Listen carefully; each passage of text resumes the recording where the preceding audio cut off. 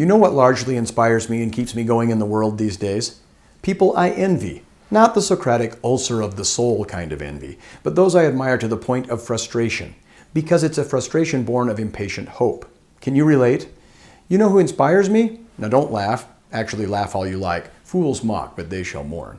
The people I admire are Seth Godin, Tony Robbins, and Ramit Sethi, to name a few. Today's blog post draws on the ideas of Ramit Sethi. In his blog post entitled, "You Actually Have a Crystal Ball That Lets You Look 10 Years in the Future," Ramit writes, "If you had a crystal ball that would show you your life in 20 years, would you look in it? You might be surprised to know that we all have a crystal ball exactly like this. You have the crystal ball of your future right in front of you, people who are 10 to 20 years older than you."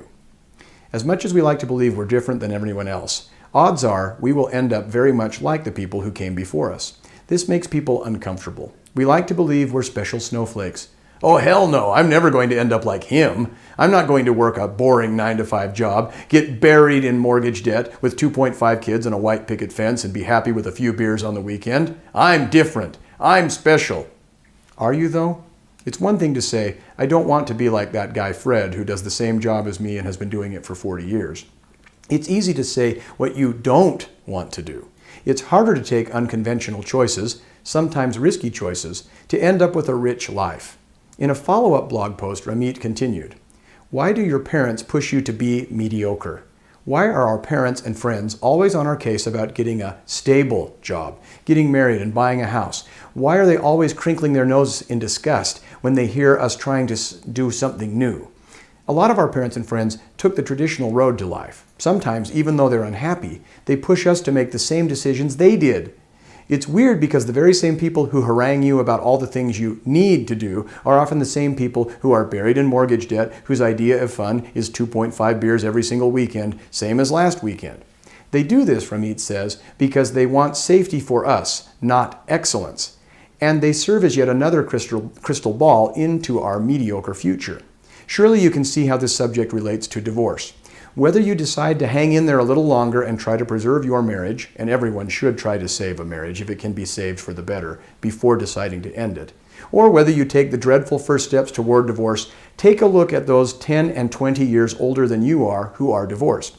Talk with them intimately. Ask them what they thought divorce was like before it happened and then what actually happened after. Ask them if they'd do it again if given the chance. Ask them how they feel now. I know you'll be surprised by much of what they tell you. Some people need to divorce. Some people must divorce. You may be one of them, but you may not know how to tell. So include in your discussions those who are 10 and 20 years older than you who are not divorced. Talk with them intimately too. Ask them what and how they kept it all together all that time, and whether it has been worth it. You'll be surprised by what they tell you as well. Don't get me wrong. I'm not even beginning to suggest that your experience will inexorably convince you divorce is the worst thing in the world. Far from it. Many of you may be in miserable marriages and not realize it, or be so beaten down emotionally and psychologically as to have forgotten what happiness is. Talking with those who, quote, survived, end quote, divorce may help you remember a better time in your life and one that divorce may help restore to you again, at least in part. If you're terrified that divorce will mean the end of a worthwhile existence, you may learn after speaking with those who have gone before that your worst fears probably won't materialize. You may get that final boost of courage and confidence that leads you to take action. Finally, talking to divorcees who have been where you're headed can spare you from making the mistakes they made in the process. That alone could be worth literally 1,000 times the cost of treating a divorced friend or family member to lunch to discuss the subject. You will, however, also certainly meet those who divorced and who regret it, and who will tell you when and why their perceptions and judgment were clouded. You may even meet some brave and humble divorcees who are willing to admit they threw away a salvageable marriage and who are willing to share with you where they took the wrong turns.